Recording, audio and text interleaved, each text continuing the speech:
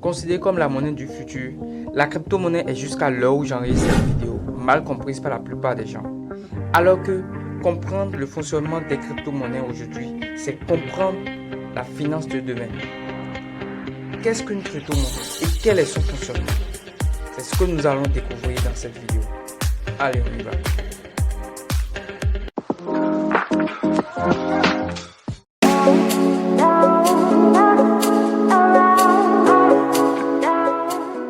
Vous en avez peut-être déjà entendu parler dans les journaux ou par le biais d'un ami. Mais qu'est-ce que la crypto-monnaie exactement?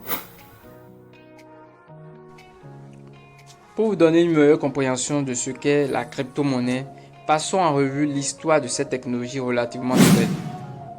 Une fois que vous aurez obtenu des informations de base sur le sujet, vous allez acquérir une compréhension beaucoup plus solide sur les crypto-monnaies.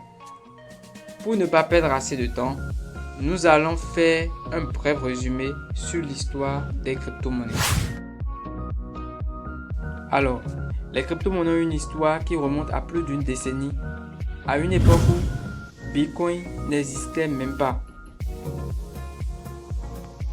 Pour ceux qui se demandent c'est quoi le Bitcoin, eh bien, pour une réponse très rapide, le Bitcoin c'est en quelque sorte la première crypto-monnaie qui a vu le jour et qui a donné vie aux autres crypto-monnaies.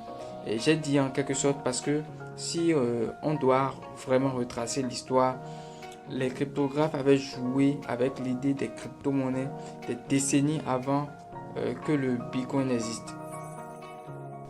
À l'époque, la question de savoir qu'est-ce que la crypto-monnaie n'avait pas encore de réponse complète, mais cela n'a pas empêché les gens de créer la leur.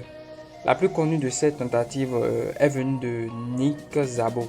Nick Szabo, c'est un informaticien qui a développé une crypto-monnaie appelée BitGold en 1998.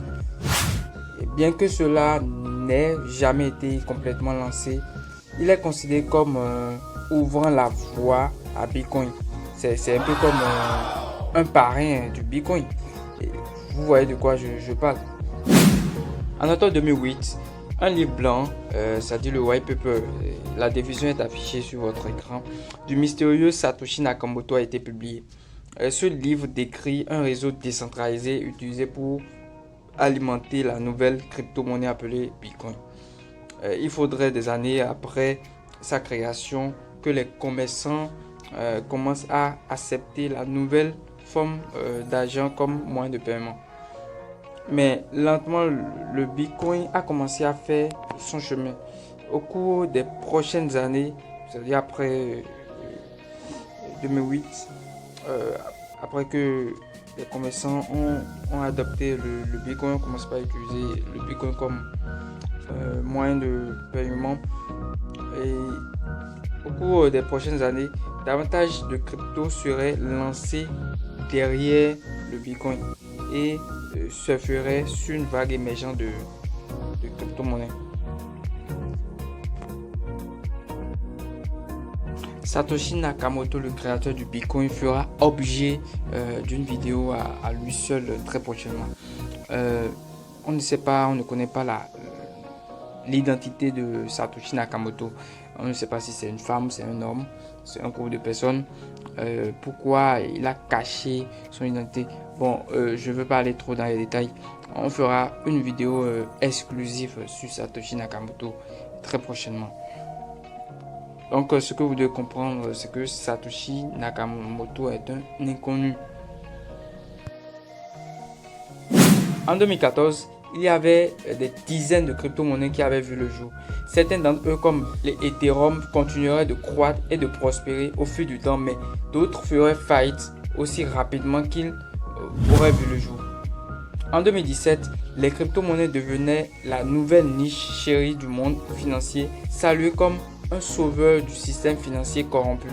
En 2018, c'était clair que les crypto-monnaies étaient là pour rester, à cause de l'adoption qui prend de l'ampleur. Voici un peu un résumé de l'histoire des crypto-monnaies. Maintenant, pour répondre à notre question de départ, de savoir ce que c'est qu'une crypto-monnaie, nous pouvons définir une crypto-monnaie comme des monnaies virtuelles qui utilisent la technologie de la blockchain pour assurer la sécurité et la transparence des transactions. Donc, ce qu'il faut savoir ici, c'est que la crypto-monnaie est une monnaie virtuelle ou digitale. C'est la même chose. C'est-à-dire une monnaie qui s'utilise grâce à Internet. Une monnaie qui n'est pas physique, comme l'euro, le dollar, le yen, etc. etc. Pour sa sécurité, elle utilise la technologie de la blockchain pour rendre les transactions plus fiables.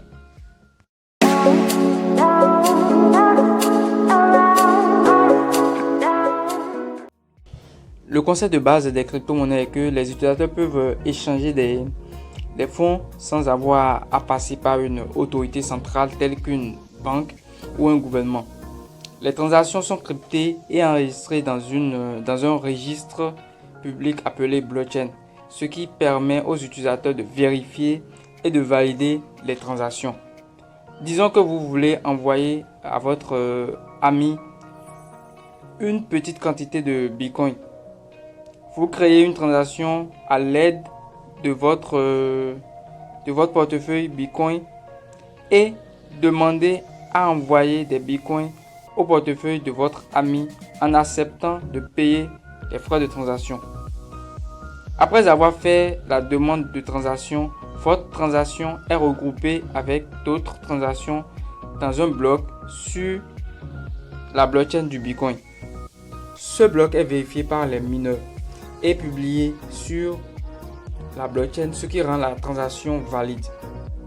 Petite parenthèse, le minage est un procédé de sécurité d'une blockchain. C'est basé sur la puissance de calcul de votre machine. Et les mineurs sont récompensés pour chaque transaction, chaque bloc qu'ils valident. Cela semble un peu flou pour certaines personnes. Mais si vous voulez qu'on en parle, faites-le moi savoir en commentaire dans une nouvelle vidéo. Et grâce à ce processus, vous pouvez envoyer de la crypto-monnaie à n'importe qui dans le monde et avec des frais de transaction peu élevés. Voulez-vous envoyer $1 million d'Ethereum à votre famille au Canada ou aux USA? Eh bien, allez-y. Non seulement la transaction sera généralement effectuée en quelques secondes ou minutes, mais cela ne vous coûtera qu'une fraction de frais que vous auriez payé en utilisant un service de transfert d'argent traditionnel. La crypto-monnaie vous offre la possibilité de transférer anonymement de grandes quantités de votre patrimoine sans aucune ingérence gouvernementale ou institutionnelle. De nos jours, la crypto est utilisée par certaines personnes pour s'occuper des questions courantes telles que le paiement de factures. D'autres l'utilisent comme garantie pour obtenir des prêts en ligne. D'autres utilisent leur monnaie électronique en investissant dans la création d'entreprises et dans bien d'autres choses. Vous pouvez également utiliser votre crypto-monnaie pour voyager dans le monde et bien d'autres choses. Une dernière chose à ajouter, les crypto-monnaies sont basées sur l'offre et la demande, et ce qui joue un grand rôle sur la valeur d'une crypto. Plus il y a d'achats par plusieurs personnes d'une crypto-monnaie, plus elle a tendance à prendre de la valeur.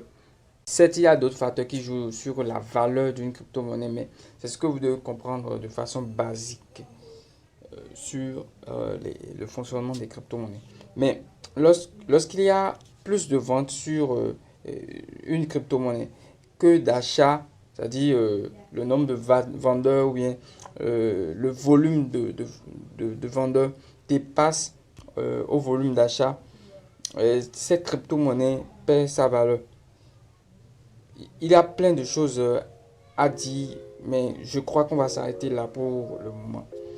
Ce sera tout pour cette vidéo. J'espère qu'elle vous a été utile.